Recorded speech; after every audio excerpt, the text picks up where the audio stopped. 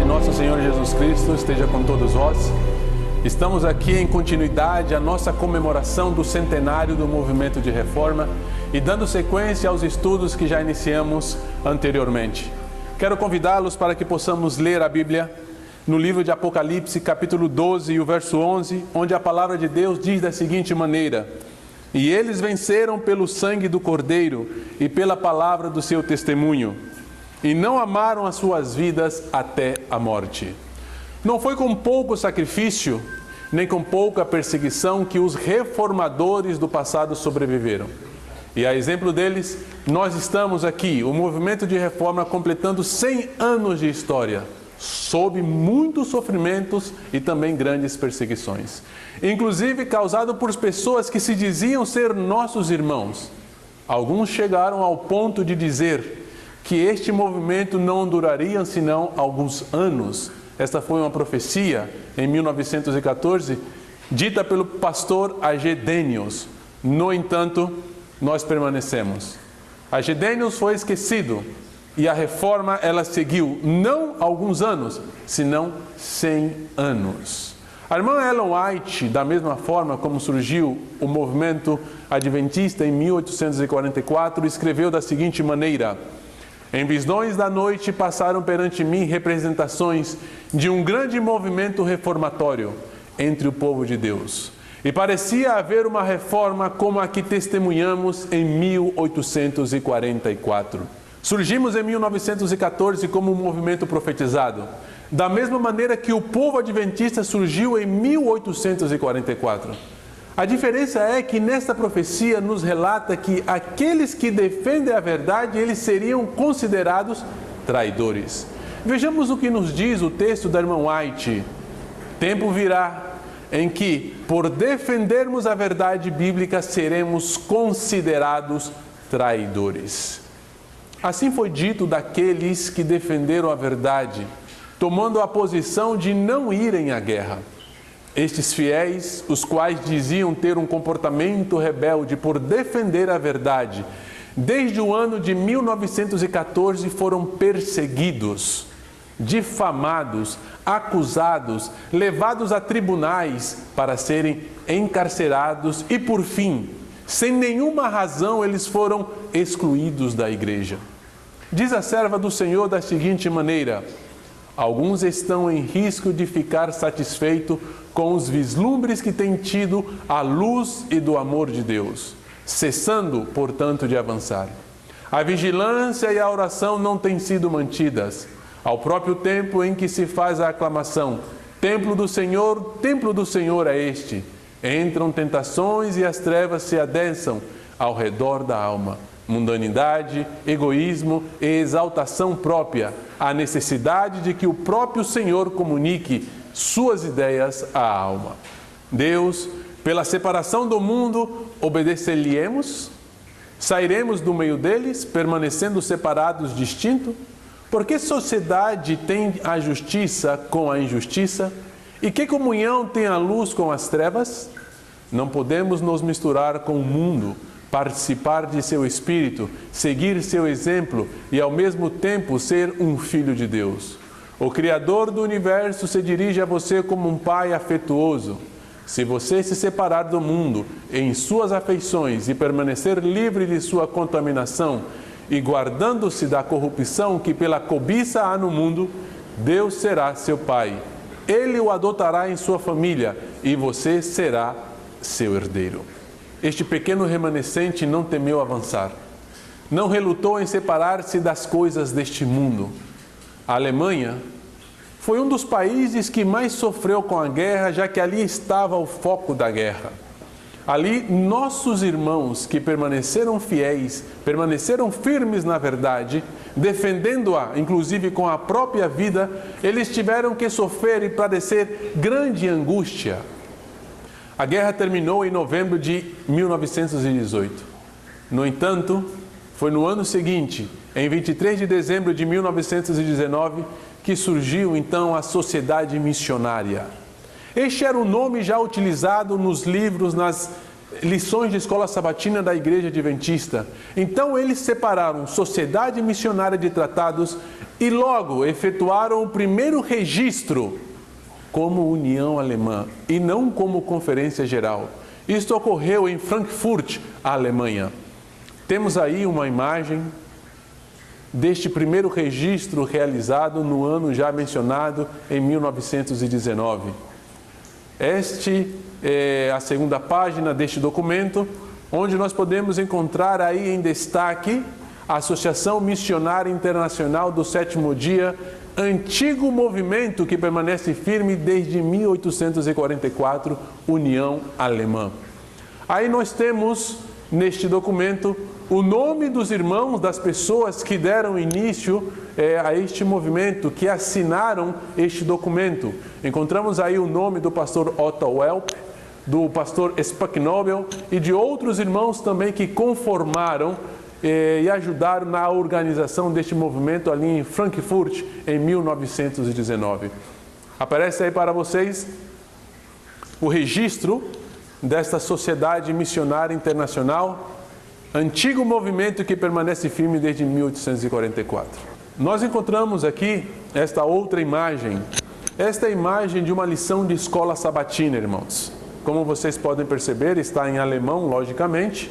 Só que nós encontramos aí, ao pé da página da lição de escola sabatina, da capa, justamente o nome que era utilizado a princípio e o nome que foi registrado ali na Alemanha no ano de 1919.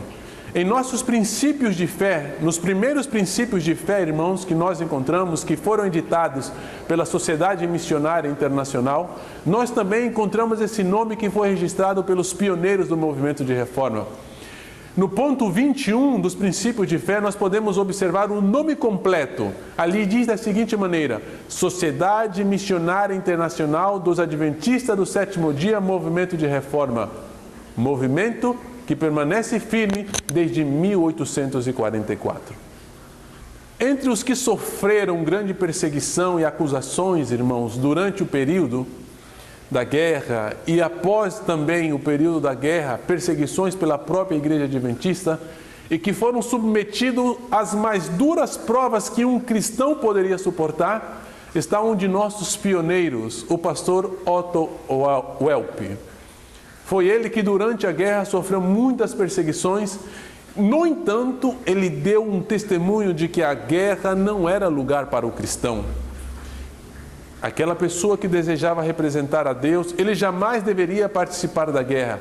E com esse testemunho sincero foi que ele demonstrou que poderia ser o representante desta organização que estava sendo organizada em 1919 por aqueles irmãos que foram excluídos do movimento adventista. Foi no ano de 1921 que foi realizada uma convenção mundial da Sociedade Missionária Internacional dos Adventistas do Sétimo Dia, antigo movimento permanecendo firme desde 1844. Essa convenção ela foi realizada na cidade de Würzburg, na Alemanha, onde foi feita essa organização provisória deste movimento. E os eleitos ali nesta reunião, nesta convenção, foram os seguintes. Aparecerá aí para vocês algumas fotos. Como presidente, o pastor Otto Welp, como secretário, o pastor Spacknobel, e como tesoureiro ficou o pastor Steve Halt. Este foi o comitê executivo, ou as pessoas, os pastores que ficaram responsáveis desta organização. E esta comissão, ela seguiu dirigindo a obra desde 1921, período em que sucederam algumas coisas muito importantes. Nós temos aí uma outra foto que é colocada para vocês, desta delegação de 1921. Na seguinte foto nós encontramos aí o comitê representativo do ano de 1921.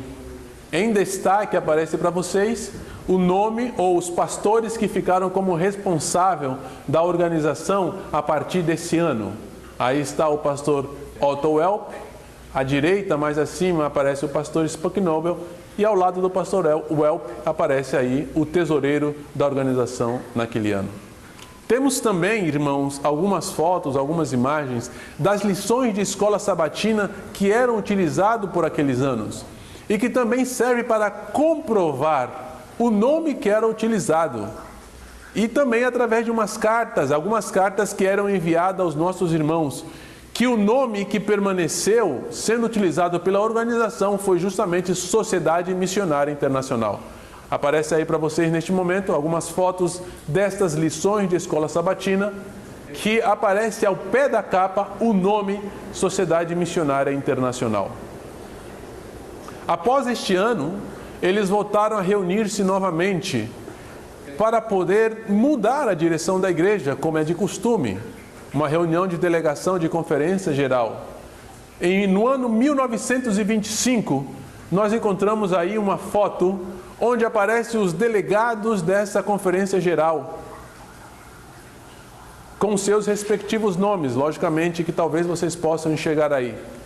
E no ano 1925 foi realizada essa primeira conferência geral da Sociedade Missionária Internacional, dos Adventistas do Sétimo Dia, Movimento de Reforma. Essa reunião também foi realizada na Alemanha, só que na cidade de Gotha, e foi confirmado como presidente o pastor Otto Welp. Nesta mesma reunião foram confirmadas e organizadas também 4 uniões estabelecidas como a União Alemã, a União Escandinava, a União do Danúbio e a União do Báltico. Nós temos aí na imagem o documento que comprova a organização ou estabelecimento destas 4 uniões. Aparece aí em 14 de julho de 1925, quando foi reorganizada a Sociedade Missionária Internacional. Temos também aí para vocês, aparecendo a imagem, os princípios de fé, que foram confirmados também no ano de 1925. Ou seja, irmão, nós temos diversos documentos antigos, onde comprova que realmente o nome que permaneceu sendo utilizado por aqueles irmãos que foram excluídos do movimento adventista por causa da guerra mundial, foi o nome Sociedade Missionária Internacional. A seguinte imagem que vamos mostrar para vocês neste momento é a imagem do livro de Atas que foi utilizada no ano de 1925. Este é uma foto, uma cópia deste livro que até hoje existe, né? Conhecemos o pastor Felipe Acunha e ele nos mostrou uma foto que ele tirou recentemente deste livro de Atas, que é guardado de uma maneira muito segura por algumas pessoas, né? E ele confirma um pouco da história do movimento de reforma. A seguinte imagem que aparecerá para vocês, irmãos, é a resolução onde foi votada e confirmada a publicação dos princípios de fé em 1925. E ali confirmada também, volta a confirmar, as 4 uniões que foram estabelecidas neste ano de 1925. No ano 1927, no dia 27 de março, sob a presidência do pastor Otto Welp, a União Americana ela foi registrada. E o nome de registro que encontra-se no registro é Sociedade Missionária Internacional dos Adventistas do Sétimo Dia, Movimento de Reforma. Podemos ver claramente na foto o nome que aparece em inglês e também podemos ver aí a data em que foi feito esse registro com o nome Sociedade Missionária Internacional. Comprovamos com isso que nosso nome não foi algo do acaso, e sim parte da nossa história, da história do movimento de reforma, pois nós somos pessoas que representamos a um reino celestial. Nós não somos deste mundo, apenas forasteiros somos aqui. Nós não defendemos uma pátria porque nascemos nessa pátria. Nós defendemos uma verdade, defendemos uma lei eterna que foi escrita pelo próprio Deus em tábuas de pedra. É por isso que nós somos o movimento de reforma, Sociedade Missionária Internacional, Movimento de Reforma. Em 1928, foi realizada a segunda reunião de conferência geral. Essa reunião ela foi realizada na cidade de Hannover, também na Alemanha, onde novamente foi confirmado como presidente o pastor Otto Welp. Temos aí uma foto onde nós podemos ver estes delegados que representavam já irmãos de distintas partes do mundo. Neste congresso, irmãos, foi estabelecido o primeiro registro jurídico da Conferência Geral em 30 de junho de 1928. Ele foi registrado em 11 de janeiro de 1929 com o nome Sociedade Missionária Internacional dos Adventistas do Sétimo Dia, Movimento de Reforma, Associação Geral.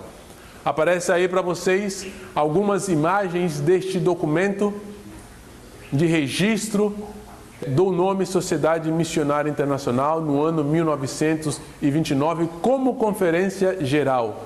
E para este ano, irmãos, o movimento de reforma ele já havia se expandido em 5 continentes.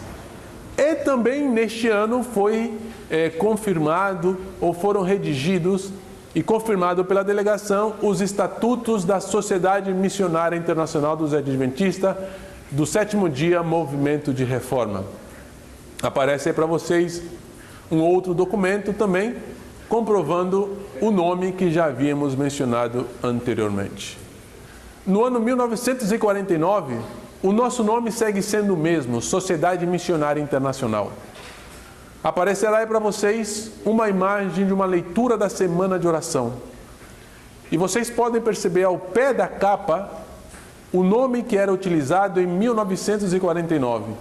E um dos autores da leitura da Semana de Oração, inclusive, foi o pastor ou ex-pastor Demétrio Nicolice, também que aceitava e reconhecia o nome que era utilizado. Na leitura de 1950, também aparece o mesmo nome, comprovando que era o nome utilizado naquele então. Por que estamos fazendo ênfase nisso, irmãos? São datas que vieram antes do grande cisma que ocorreu em 1951, que vamos estudar, logicamente, posteriormente esse tema. E comprovando que o nome utilizado por aqueles irmãos que saíram do movimento adventista, que não quiseram ir à guerra, que não quiseram participar em batalhas contra outras pessoas, que preferiram defender a verdade, que preferiram obedecer a Deus antes que os homens, estes homens, ao saírem do movimento adventista, utilizaram o nome Sociedade Missionária Internacional, e este é o nome que representou o povo que quis ou preferiu permanecer firme à palavra de Deus. Esta é a lista dos presidentes da Sociedade Missionária Internacional dos Adventistas do Sétimo Dia do Movimento de Reforma, desde o ano 1925. São eles: o primeiro presidente, o pastor Otto Welp, de 1925 a 1934. Segundo presidente, foi o pastor William Mass, 1934 a 1942. Temos o terceiro presidente, o pastor Albert Miller, 1942 a 1948.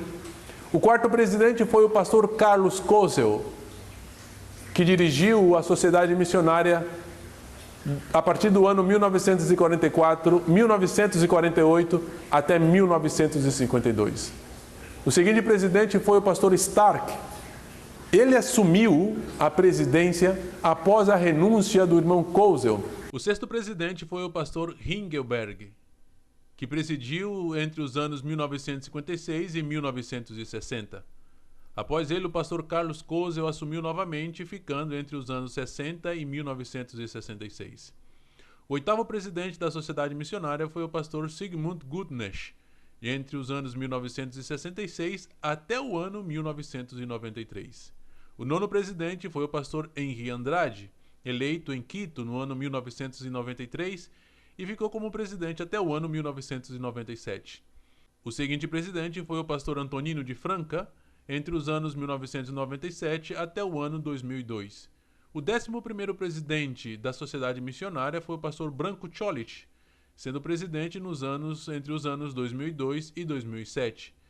E o atual presidente da Sociedade Missionária Internacional é o pastor Idel Soares, que foi eleito como presidente por primeira vez em 2007 e reeleito posteriormente.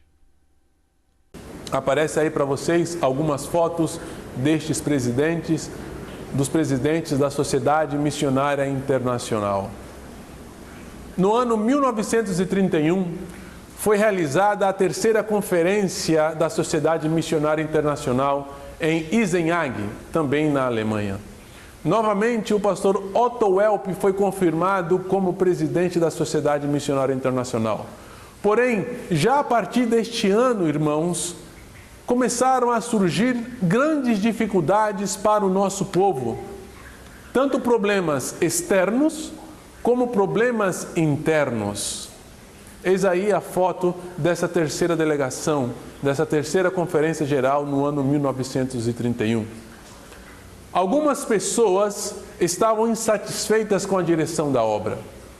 E para completar os problemas e para aumentar ainda os problemas, o governo alemão, em 1933, liderado por Adolf Hitler, implantou o nazismo, conhecido na Alemanha como socialismo nacional ou nacional-socialismo.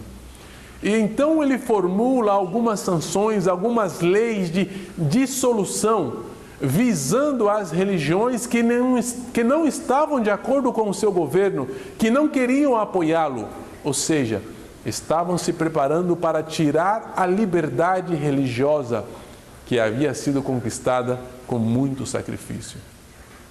Este período, conhecido como a Alemanha nazista ou o Terceiro Reich, se estendeu desde o ano 1933 até o ano 1945.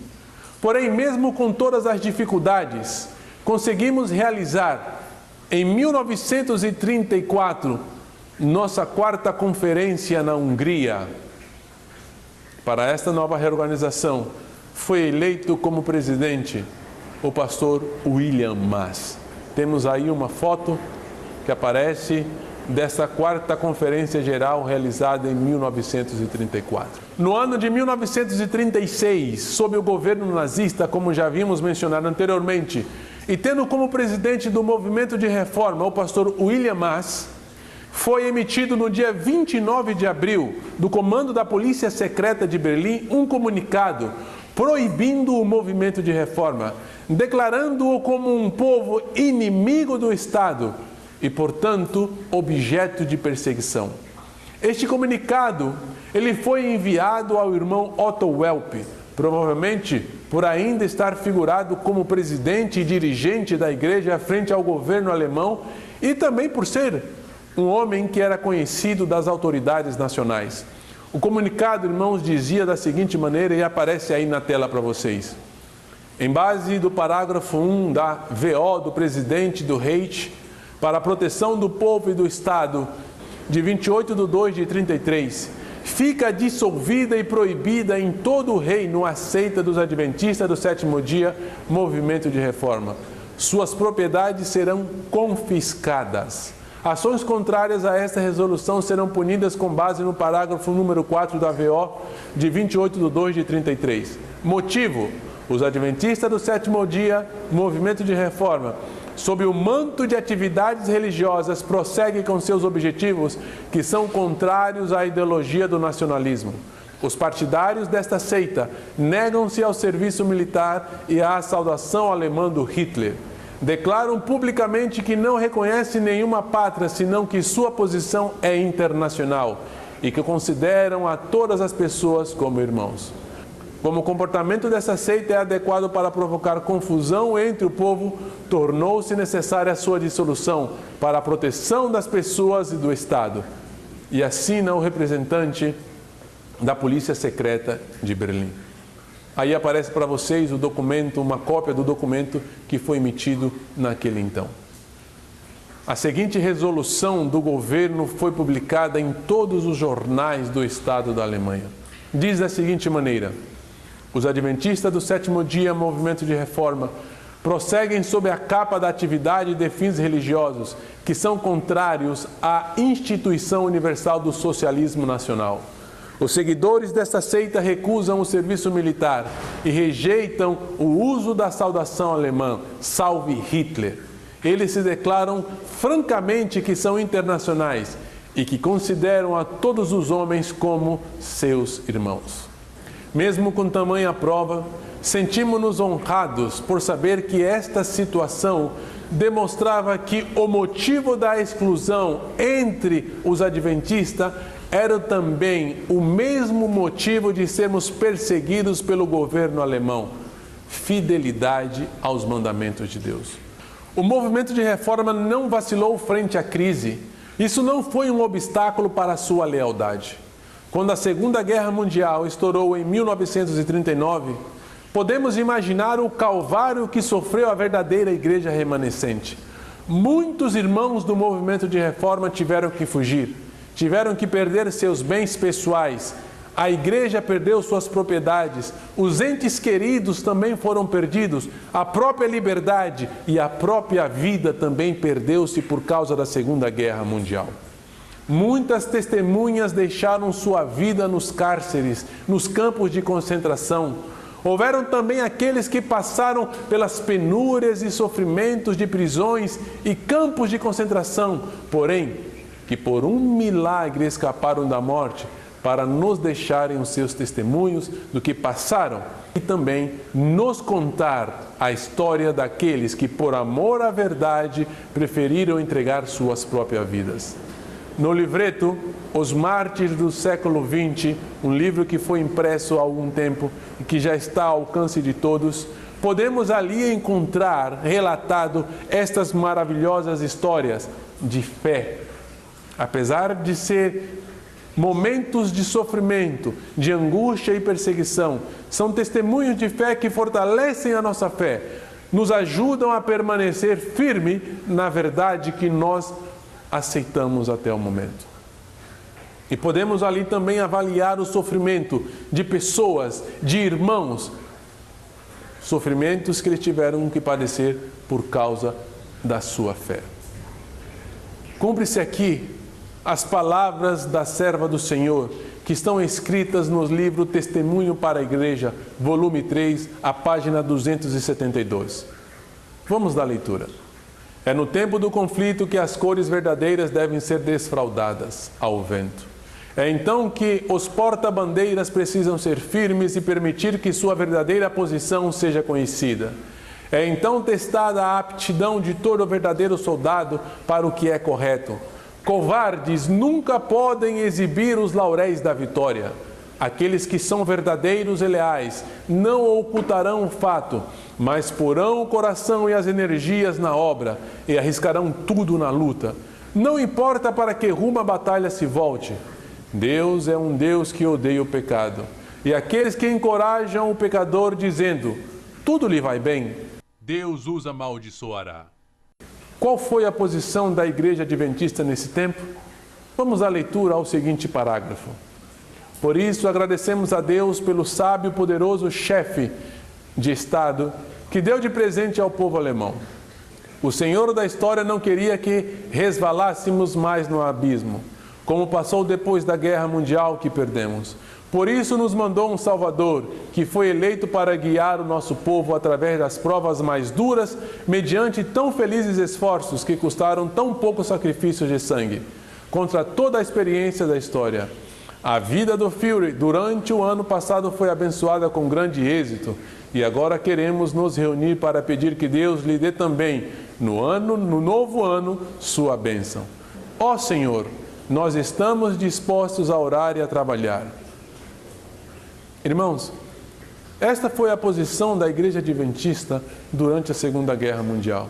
O texto que acabamos de apresentar para vocês se encontra na revista alemã Adventtag, 15 de abril de 1940. Vejam a posição que eles tomaram, ao ponto de abençoarem ao Führer, ao ponto de confirmar que ele foi uma bênção para a Igreja durante esse momento.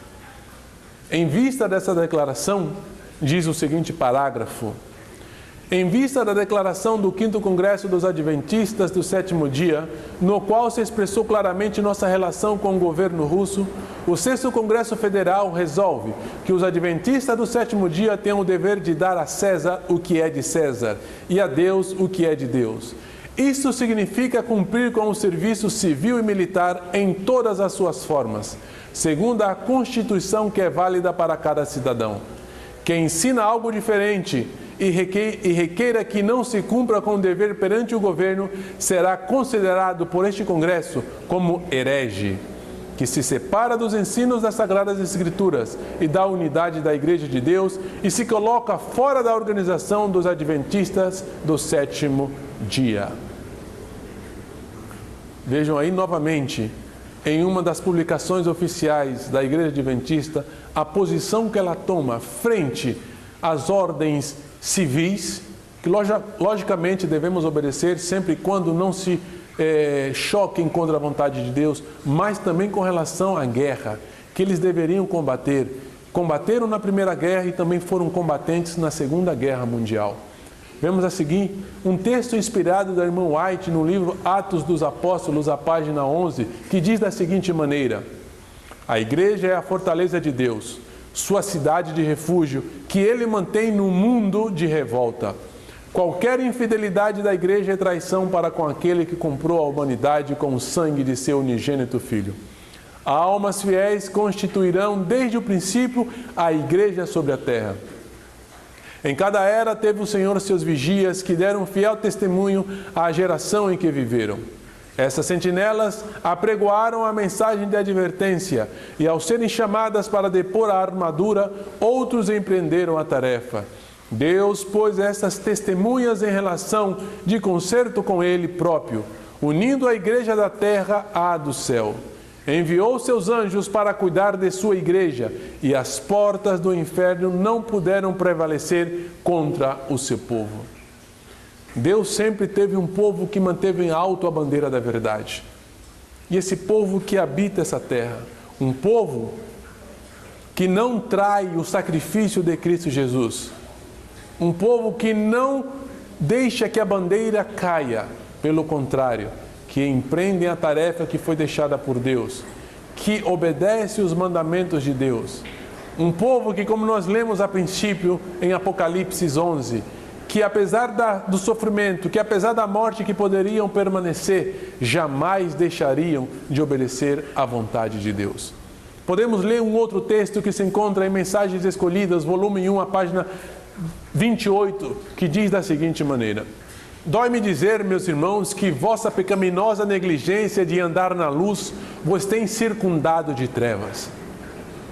Talvez sejais agora sinceros em não reconhecer e obedecer à luz. As dúvidas que tendes entretido, vossa negligência em dar ouvidos às reivindicações de Deus, tem-vos cegado a percepção, de maneira que a treva é agora para nós luz, e a luz é treva. Deus vos tem ordenado que vades avante à perfeição. O cristianismo é uma religião de progresso. A luz de Deus é plena e ampla, aguardando o nosso pedido. Sejam quais forem as bênçãos que o Senhor dê, Ele possui ainda infinita provisão, inesgotável reserva, da qual podemos sacar. O ceticismo poderá tratar as sagradas reivindicações do Evangelho com gracejos, zombarias e negações. O espírito de mundanismo pode contaminar a muitos e dominar a poucos. A causa de Deus só pode manter o terreno mediante grande esforço e contínuo sacrifício. Todavia, ela triunfará afinal. Deus, Ele sempre vai manter o seu povo. Deus sempre dará força ao seu povo. As portas do inferno não poderão prevalecer contra o povo de Deus, contra a igreja de Deus, que é a menina de seus olhos. Durante a Segunda Guerra Mundial, nós tivemos muitos mártires, muitas pessoas que sofreram por causa da verdade. Gostaria de, neste momento, mencionar o nome de alguns mártires, homens e mulheres que sofreram durante a Segunda Guerra Mundial por causa da verdade. São eles os mártires do século XX. Alexei Slashekta, ele morreu enquanto ele era transportado como prisioneiro no ano de 1944. Ele tinha apenas 21 anos de idade. Alfred Muncher, ele pereceu no campo de concentração no ano de 1945. O Dr. Alfred Zeiss, ele deixou a sua vida no campo de concentração também. Anton Brugger, um jovem que foi decapitado em Berlim no ano de 1943. Tinha apenas 32 anos de idade. Blassi morreu em 1943, aos 50 anos, no campo de concentração de Mauthausen. Ernest Corner, ele foi martirizado até a morte em 1944, em um campo de concentração também. Golan Tsit, induzido à morte no campo de concentração de Frost, em 1943, aos 51 anos de idade. Gottlieb Metzner, ele foi sequestrado no dia 30 de setembro de 1944 e mais tarde ele foi assassinado depois de estar preso por 6 meses num campo de concentração. Temos ainda a Gunther Pietz, assassinado em Halle no dia 7 de setembro de 1943, aos 19 anos de idade. Hermann, sequestrado aos 70 anos e desaparecido em prisão, na prisão de Breslau. Johann Hanselmann, morto no campo de concentração aos 50 anos de idade em 1942. Lenden Zrenner, fuzilado em 9 de agosto de 1941. Maria Marichning, morreu no campo de concentração de Auschwitz em 25 de setembro de 1942, aos 58 anos de idade. Hanascher, condenado à morte pelo Conselho de Guerra. Robert Freyer, aprisionado e assassinado em 1940. Salomon Sadowski, fuzilado em 1942 com 35 anos de idade pelo serviço secreto.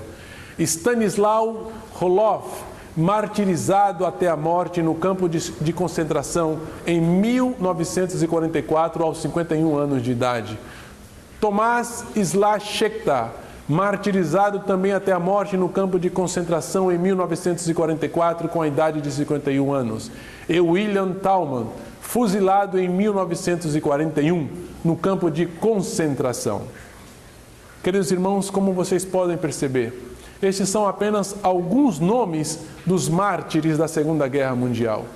E vejam que há pessoas de diversas idades, homens e mulheres, jovens de 19 anos que permaneceram fiéis à verdade, até pessoas de maior idade, que não levaram em consideração os anos que tinham, senão que preferiram morrer por causa da verdade. Eis aí algumas fotos destes homens, desses mártires da fé do século XX. Em Apocalipse, capítulo 12, o verso 20, nós podemos encontrar o texto que lemos a princípio. E eles o venceram pelo sangue do Cordeiro e pela palavra do seu testemunho, e não amaram as suas vidas até a morte. Eles se converteram em verdadeiros vencedores, vitoriosos, porque a graça de Deus, que nos é dada em Cristo Jesus, ela nos concede a vitória que necessitamos. Ela nos livra de toda dúvida, ela nos livra de toda tentação e nos torna fortes para os sofrimentos até a morte. Temos considerado como uma manifestação do amor de Deus que não faltou a essas pessoas o refrigério da palavra de Deus, mesmo que eles estivessem no vale da morte. Deus, ou a palavra de Deus, os deixou confiante, e eles puderam dizer como Jó: eu sei que meu Redentor vive. Eles estavam seguros que Deus estava com eles pela tarde e pela manhã, e em cada novo dia. Isto é fé.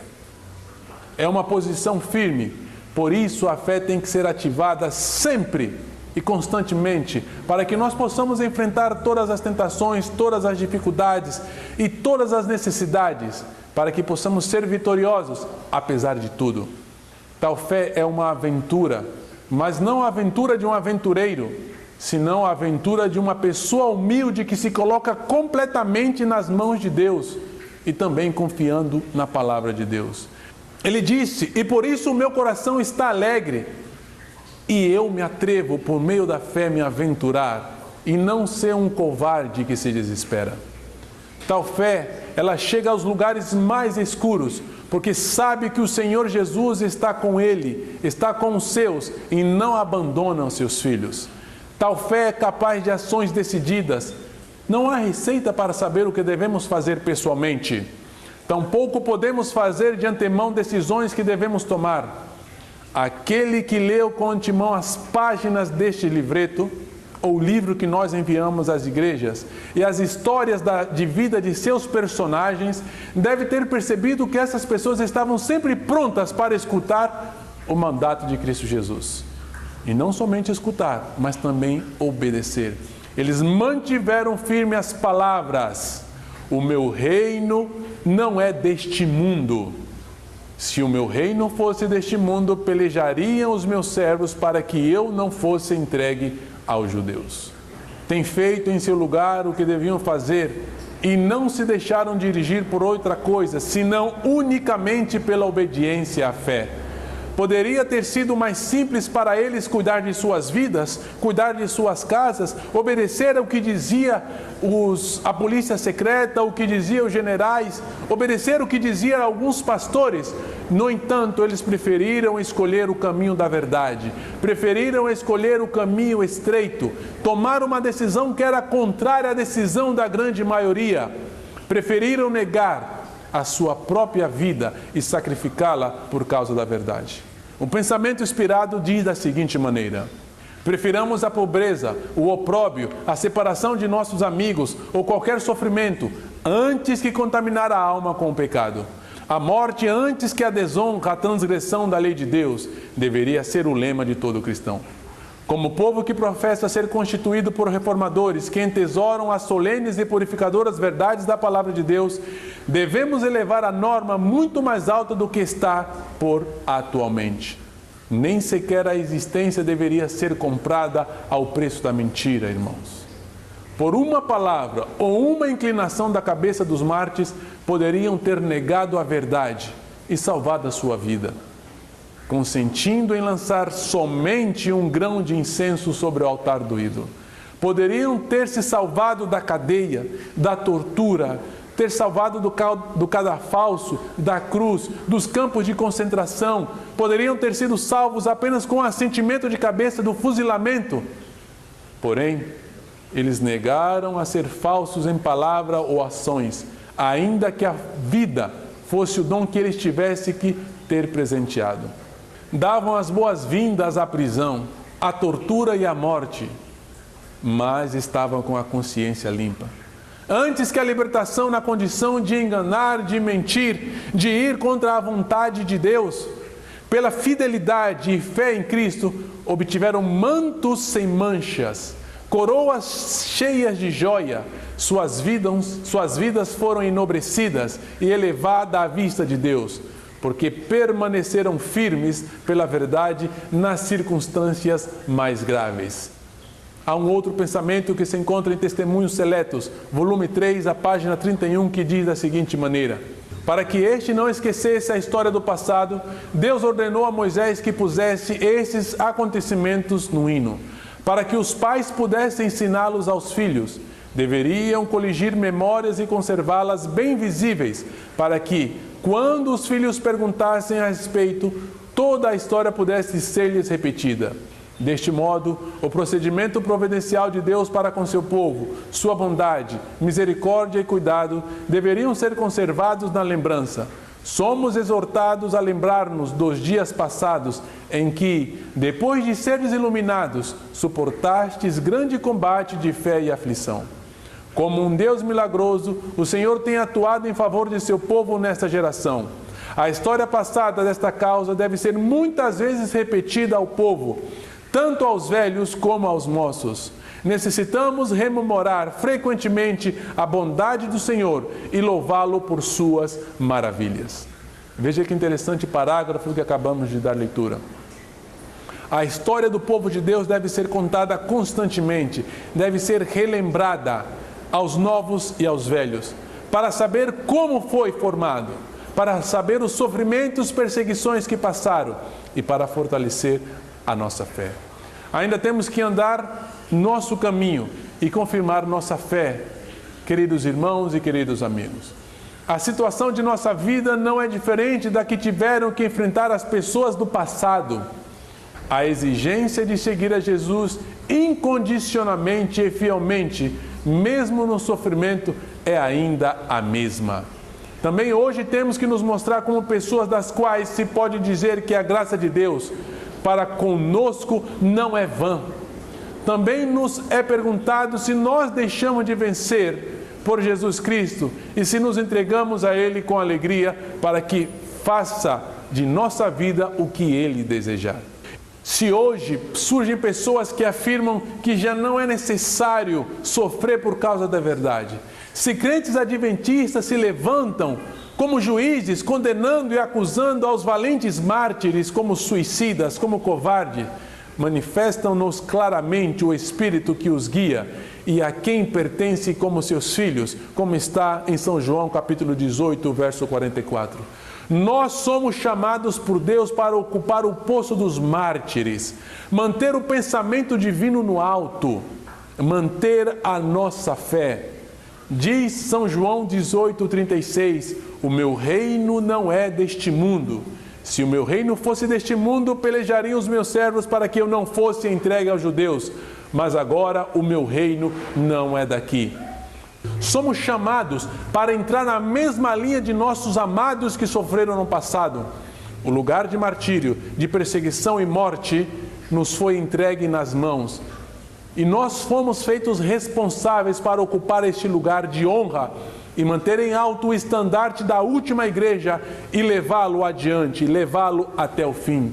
Apocalipse diz, aqui está a paciência dos santos, aqui estão os que guardam os mandamentos de Deus e a fé de Jesus. Devemos continuar com a obra como porta-estandartes e assim levar adiante a vontade de Deus, levar adiante a vontade daqueles que pereceram no passado por causa da verdade. Eles foram o sal da terra e a luz do mundo, e a eles devemos agradecer que o Senhor ainda não tenha acabado com a história deste mundo pecaminoso. O pensamento inspirado no livro O Grande Conflito, as páginas 595 e 596, diz da seguinte maneira: o expediente de Satanás neste conflito final com o povo de Deus é o mesmo que empregou no início da grande controvérsia no céu. Pretendia estar buscando promover a estabilidade do governo divino, enquanto secretamente aplicava todo o esforço para conseguir sua subversão. E da mesma obra que assim se estava esforçando por cumprir, acusava os anjos fiéis. Idêntica política de engano tem assinalado a história da Igreja de Roma. Tem esta professado agir como substituta do céu, ao mesmo tempo em que procura exaltar-se sobre Deus e mudar sua lei.